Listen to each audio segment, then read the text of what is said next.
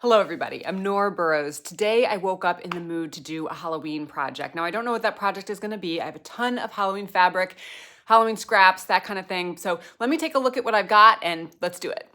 I found this panel piece in my stash that I've had for a long time, and I think I want to finally use it. It's taking up a lot of space, and I think it'll be a really cool wall hanging.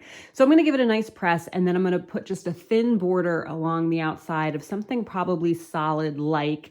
Then I'll do some sort of interesting pieced border after that. But first, let's just add that other border on.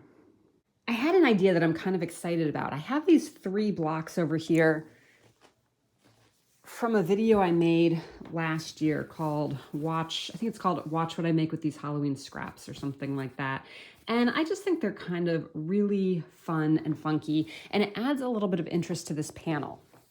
So what I'm thinking is I'm going to add some strips of this black William Morris in between these units here, and then somehow figure out how to integrate this into this. This is now no longer going to be a wall hanging, but will be a super cool throw. These 3 are all sewn into a row, and I think what I'm going to do is, since this is a pretty large piece, these are very pieced blocks, and then this is just one big piece of fabric. So I think I'm actually going to trim the bottom and the top so that this piece becomes a little bit smaller, and then I'll have to re-sew on the border there. In addition, I'm going to make some hourglass blocks to put right along the bottom, and then we'll see where we're at. I cut this block to be a little bit shorter. These are not sewn together. I just butted that up against there. And instead of doing some half square triangles or hourglass blocks down here, I think I'm just going to cut a strip of this kind of cool skull fabric to fit into the spot. And then also I'll sew a piece of the black onto the bottom, and then sew that unit to the top, as well as a piece of the black on either side. This is all one unit now, and then this is also a unit. So I'm going to sew these 2 together, and then I'll add a strip of that black onto the left side here. Then the base of my quilt will pretty much be done. I'll probably do an interesting border at some point, but let's put these 2 together and see how it looks. Here's the piece so far. I think it is looking really cool, and it is amazing to me that these blocks over here, the color scheme matches so perfectly with this panel piece. I guess it should be obvious since it's, orange, black, and purple, but it's like the perfect tone of orange, black, and purple. And then down here with the skulls and the flowers, really happy. Now, it is still too small for a throw. Right now it's measuring 48 long by 38 wide. So I want to add a pieced border. I want to add a border, but I want it to be a cool border. I don't want it just to be fabric. I want it to be a pieced border. I have an idea of what I want to do. I think it's going to be pieced, but super simple. I gotta make this simple, but awesome. So I'm struggling a little bit here with my vision. I had initially thought, and we're talking about the next border here, that I would make these kind of scrappy blocks where all of the squares on the inside would be different sizes, and then the border around each square would be bigger or smaller depending on how big the square in the middle was, so that these final squares would all be the same size. And then I would just line them up next to each other, and this would be the next border. I haven't trimmed these ones yet, but you kind of get the idea of, where I'm going with this. But it just wasn't really aesthetically working, though now that I'm looking at it again, I don't hate it, but I also don't love it. So then after I kind of was struggling with this for a bit, I came up with a different plan, which was to use only 2 fabrics. I have this really cool vampire lip fabric, which I think is awesome. And then these skulls around it. And I was initially going to do every other block, different fabric inside versus outside. I didn't put the final border on this one, so you kind of have to imagine that, but that's how that would look. And then I honestly wasn't really crazy about that. I didn't think that looked all that good either. So I kind of put this away for a little bit, and I have a new plan.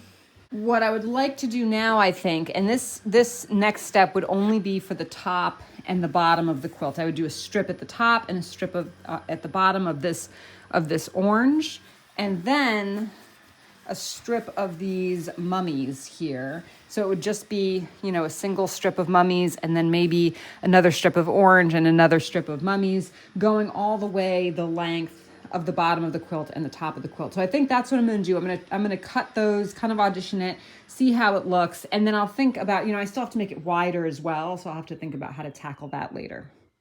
I played around a little bit here and I found this really cool fabric that makes an awesome border of these potion bottles. So I think before I put, you know, we had just talked about doing some kind of top and bottom of this mummy fabric and some orange fabric, and I'm still going to do that, but I want to attach some sides on first, and then the strip will kind of go the full length. So I'm going to attach, I think, this piece onto this side, and then I had this strip already cut, which I don't know, I think it's a nice balance, so I may attach that onto this side and then do something along the top and bottom with these two fabrics.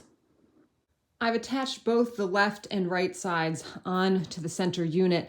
I've only cut these strips, so I haven't sewn these strips together yet. I kind of wanted to see how they looked.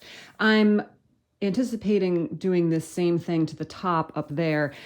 It is a little bit harsh, this orange, but I think I'm just going to go with it because at this point, you know, this has already taken longer than I had anticipated for this project, and I kind of just want to keep it going. I did want to mention one thing, which is earlier in the video, I think I had said that I had used this William Morris print. This is the print that is kind of bordering all of these blocks here. And I had auditioned a bunch of blacks for that.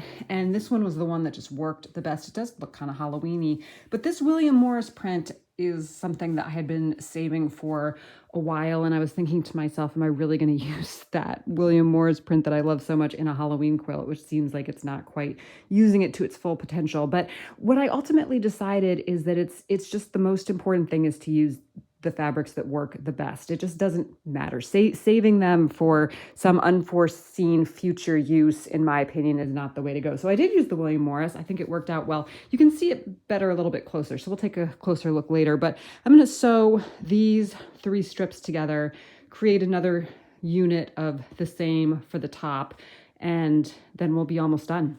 I've sewn my strips together, but have not attached them to the body of my quilt yet. As you can see, I cut these to be 1 1/4 and then the mummy strips to be 2 1/4. Now I will cut a nice straight line along the top and the bottom and attach these units to the body of the quilt. The last thing I think I'm going to do is do a very thin strip of this orange down each side, I think. But first I'll attach on these pieces.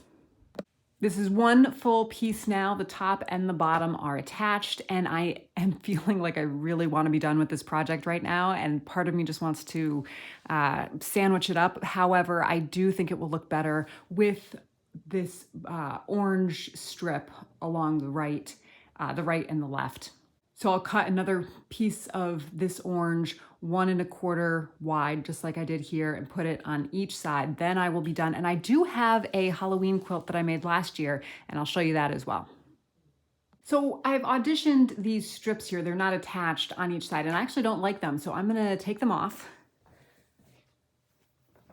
And I think that's better. I will go ahead and sandwich this, add a binding. I might do a dark purple or black binding, or maybe even some sort of gray. But the quilt top is done. So that's where we're gonna end for today. But let me go ahead and show you the quilt I made last year, the Halloween quilt. I'll also put a couple close-up photos of this quilt at the end of the video so that you can see it in a little bit more detail.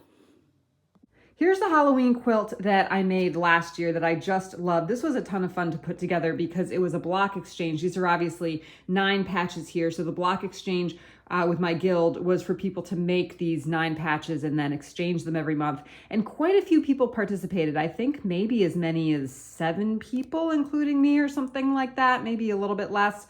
But when you take that many people and you're exchanging with them every single month, and I think we use different fabrics every month. So it's really, you know, so many different Halloween fabrics here. So this was really, really a successful piece. Now, a lot of people took their 9 patches and they do like a disappearing nag patch, which was really cool. But I just decided to put these, you know, just butted up right against each other. And I used this Minky for the back. I did very light quilting on this, and I actually meant to go back and do a little more quilting, but I haven't had a chance to do that yet. The Minky was great. It's the first time I ever used Minky on the back of a quilt. I wasn't sure how easy it would be to use, and it was really very easy, I would say. It does shed some when you cut it, so you just have to make sure to be aware of that. But all in all, and then I had a flannel pinstripe binding here. Well, thank you for joining me. Happy fall to everybody, and I will see you next time.